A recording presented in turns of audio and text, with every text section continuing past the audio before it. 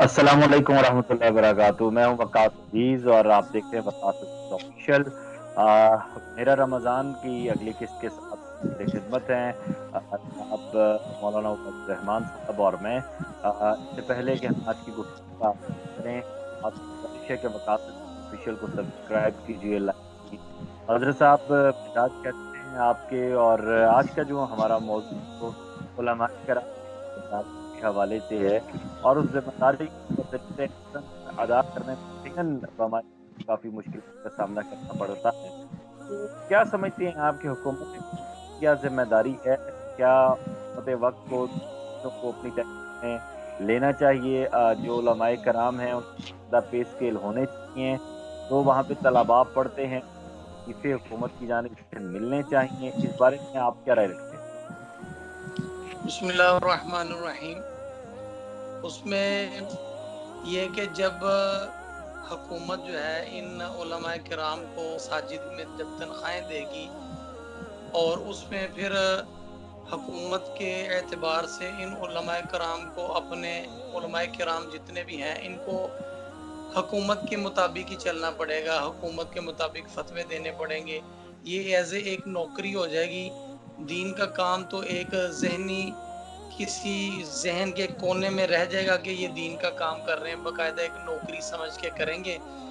और कुछ अगर पीछे मुगलिया ख़ानदान के दौर तक चले जाएं तो जब वहाँ के लोग हुकूमत से तनख्वाह लेके उलमा चलते थे तो उलमा उन्हीं के कहने पे अक्सर फतवे देते थे।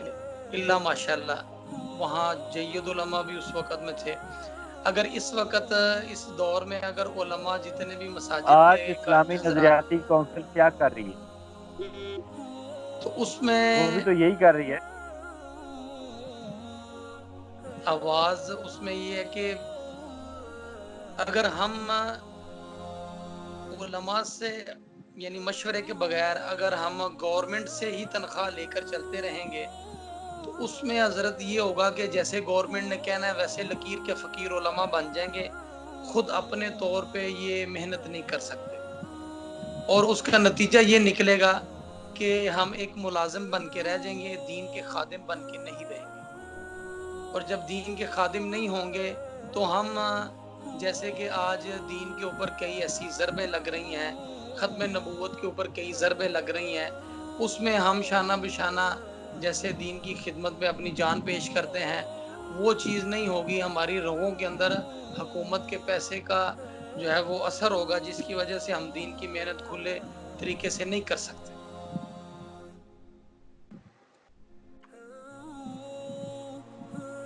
और बहुत हर दौर की अहम बात आपने की है। जी, जी, जी, जी, जी, जी। और हर दौर के अंदर ऐसा हुआ है कि अगर हुकूमत के साथ उलमा इस तरह हाथ मिला के चलेंगे उनकी मान मान के तो दीन ज़िबा होता जाएगा। ये अल्लाह रब्बुल इज़्ज़त ने इस दौर के अंदर ये बड़ा फजल फरमाया है। चाहे उलमा झोली इकट्ठी कर लेते हैं, उलमा चंदा मांग लेते हैं, उलमा अपनी विरासतें जो हैं वो दीन पर लगा के मदरसा कायम कर लेते हैं और मदरसा कायम मस्जिद बना लेते हैं, अपने सर पे करते हैं। वो इसलिए कि दीन में वो खुद मुख्तार होते हैं, जो दीन कहता है वो ही करते हैं। अगर ये सारी चीज़ें गवर्नमेंट से लेके बनाएंगे, मदरसा बनाएंगे, मस्जिद बनाएंगे, इनसे मांगेंगे, फिर गवर्नमेंट ने कहना जो हम कहते हैं वो करो, अगर नहीं करोगे तो हम तुम्हारा मदरसा मस्जिद सील कर देंगे, बंद कर देंगे। अभी कोरोना आया, क्या मस्जिदों को बंद, मंडियाँ खुली हुई हैं। ये तो अभी मस्जिदें लोगों के पैसों से बनी हुई हैं, गवर्नमेंट के पैसों से नहीं बनी हुई। और मदारिस लोगों के पैसों से, चंदे से या उलमा ने अपनी वरासतें जोड़ के सारा कुछ करके बनाए हैं। अभी इतनी मेहनत करने के बाद अभी कोरोना का एक झांसा देके तो इनको सील किया जा रहा है। तो जब ये गवर्नमेंट की अपनी होंगी, तनख्वाहदार अपने बंदे होंगे, उस वक़्त ये क्या हाल होगा, तबाही मचा देंगे। नहीं सारी हज़रत, मस्जिदें हज़रत एक एक आपकी बात ठीक है, लेकिन एक बात गुज़ारिश करता चलूँ, कोरोना का झांसा नहीं है। आज इस्लामाबाद में 2 सेक्टरों को सील कर दिया गया है और मामलात जो है वो मज़ीद मखदूश हो रहे हैं हालात, क्योंकि हमारे पास ऐसी टेस्टिंग किट्स नहीं है, हमारे पास ऐसे आलात नहीं हैं। तो जो है मसाजिद वाला मामला है और पब्लिक पार्क्स वाला मामला है या मार्केटों वाला मामला है, उस पे हुकूमत रिव्यू दोबारा कर रही है और ऐन मुमकिन है कि अब जो लॉकडाउन हो, वो बहुत सख्त किस्म का होगा, उसमें आपको बाहर कदम रखने की इजाज़त नहीं होगी। जी, मैं भी यही बात सुन रहा हूँ कि अभी लॉकडाउन जो है वो सख्त होने वाला है। लेकिन असल में ये है कि हमारे इस वक़्त पाकिस्तान हर दूसरे बंदे को कोरोना है। लेकिन चेक करने के एतबार से चेक नहीं हो रहे, जिससे शिनाख्त नहीं हो रही, वाज़े नहीं हो रहे, वरना हर दूसरे बंदे को कोरोना है।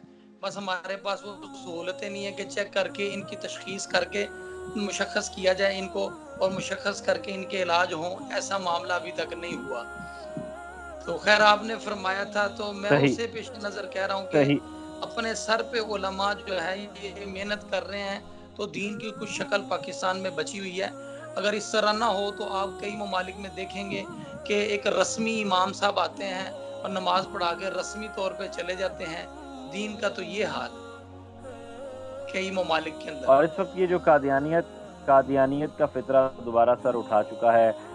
पीटीआई के जो हामी हैं वो ये कह रहे हैं कि इमरान खान ने कादियानियों को गैर मुस्लिम करार देकर हमेशा के लिए पाकिस्तान से उनका रास्ता जो है वो रोक दिया है। आप बताएँ, आप क्या कहते हैं इस हवाले से? उसमें हज़रत बात जो है ना वाज़ेह कर देनी चाहिए कि सन 1974 के अंदर 7 सितंबर में जब ये फैसला हुआ था, तो उस फैसले में जो है वो आधा फैसला जो है वो सामने आया था, दूसरा फैसला जो है उस पर अमल दरामद नहीं हुआ। फैसला ये हुआ था कि कादियानी जो हैं ये काफिर हैं, गैर मुस्लिम हैं। ये फैसला हुआ भुट्टो के दौर के अंदर। तो साथ ही इसके दूसरा फैसला मुरतब कर देना चाहिए था कि जितने कादियानी थे इन सबको कत्ल कर देना चाहिए था, ख़त्म कर देना चाहिए था शरीयत की रूह के एतबार से। ये फैसला उस वक़्त मुरतब ना हो सका, जो आज इसकी हमें जो है ना परेशानी उठानी पड़ रही है। दूसरा ये है कि अक़लियती तो उसी वक़्त थे कि ये ख़त्म है और निचले दर्जे में है और इनके ऊपर जो पाबंदियाँ आयद की गई हैं, दरपर्दा इन्होंने पाबंदियाँ उनको तोड़ा है, जबकि इलेक्शन में इनको आने की इजाज़त नहीं है, ताकि काउंसलर तक भी ये खड़े नहीं हो सकते, इलेक्शन नहीं लड़ सकते। और कुजा ये आए उसमें असम्बलियों में आए और कुजा किसी ये और ओहदों में आए। इस वक़्त फ़ौज में देखें, पुलिस में देखें और कई ऐसे जो बड़े-बड़े जो करीम ओहदे हैं पाकिस्तान के, उसके अंदर ये दरपर्दा मौजूद हैं। जो सियासी तौर पर फैसला हुआ है, हम देखें आप जो बात कर रहे हैं मरने-मारने वाली, वो भी एक अलग मामला है। सवाल ये पैदा होता है फिर पाकिस्तान में आज तक इस्लाम नाफ़िज़ कहाँ से हुआ है? 14 अगस्त 1947 से लेकर अब तक जिस इस्लाम की आप बात कर रहे हैं, जो असल रूह है इस्लाम की, वो नाफ़िज़ नहीं है। हमारे पास 1973 का आइन मौजूद है। सो आइन के मुताबिक हम देख रहे हैं, इस वक़्त जो अमेंडमेंट की गई है, जिसको इमरान खान लेकर चल रहे हैं, तो आप इस अमेंडमेंट को क्या देखेंगे? आपका जो सियासी नज़रिया है, आपकी जो सियासी बसीरत है, क्योंकि आपका ताल्लुक तो एक पॉलिटिकल फैमिली से भी है और आप देखते भी हैं चीज़ों को, तो आप इसके इसके क्या असरात देख रहे हैं पाकिस्तान में? उसमें ये है कि जब ये सियासी मामला है, तो दीन के मामले को सबसे पहले रखा जाए क्योंकि सियासत जो है ये एक दीन का जुज़ है। चूँकि हम तो अक्सर देखते हैं कि लोग जो सियासत के अंदर हैं, वो सियासत को गालिब करते हैं, यानी एक दायरे के अंदर कई नुक्ते आ सकते हैं, नुक्ते में दायरा नहीं आता। तो एक अगर शरीयत पूरा दायरा है, तो उसके अंदर सियासत भी है, उसके अंदर जिहाद भी है, उसके अंदर इबादात भी है, उसके अंदर मामलात है, मुआशरत है, इज़्दिवाजी सारे मामलात इसके अंदर हैं। जो लोग सियासत के अंदर है वो कहते हैं कि सियासत असल है, इसके नीचे सारा दीन के मामलात रख के चलाएं। यहाँ थोड़ी मामलात को जो है ना वो दोहरे हो जाते हैं, गलत हो जाते हैं, जिस पे फिर वो जो सियासतदान वो दीन वालों को जो है वो बिल्कुल निचले तबके में ले जाते हैं। जबकि दीन जो है अकल अल्लाह रब्बुल इज़्ज़त ने दीन के ताबे बनाई है, दीन को अकल के ताबे नहीं बनाया, वरना इस सारे मामले पे जितने इंसान इस दुनिया में सारे हैं, इस हर एक सारे की अपनी मामले अक्ल में है। जी। जी, बिल्कुल, आज सारे मामले में आप ये नहीं समझते कि फेडरल शरीयत कोर्ट जो है या इस्लामी नज़रियाती काउंसिल जो है, वो कोई किरदार अदा कर सकती है? जी, वो किरदार बखूबी अदा कर सकती है अगर वो इस्लामी कौंसिल के जो सारे मामलात हैं, अगर वो सारे ऊपर आएँ, इसी के तहत सियासत को रख के चलाया जाए, तो ये आज जो फितने बार-बार पैदा हो रहे हैं, सियासत में जो नाअहल लोग आ रहे हैं, जिनको बिल्कुल कलमे के फ़राइज़ भी नहीं आते। अगर ये फवाद चौधरी से पूछा जाए ना कि ला इलाहा इल्लल्लाह मुहम्मदुर रसूलुल्लाह इसका फ ये कलमे के फ़र्ज़ कितने हैं?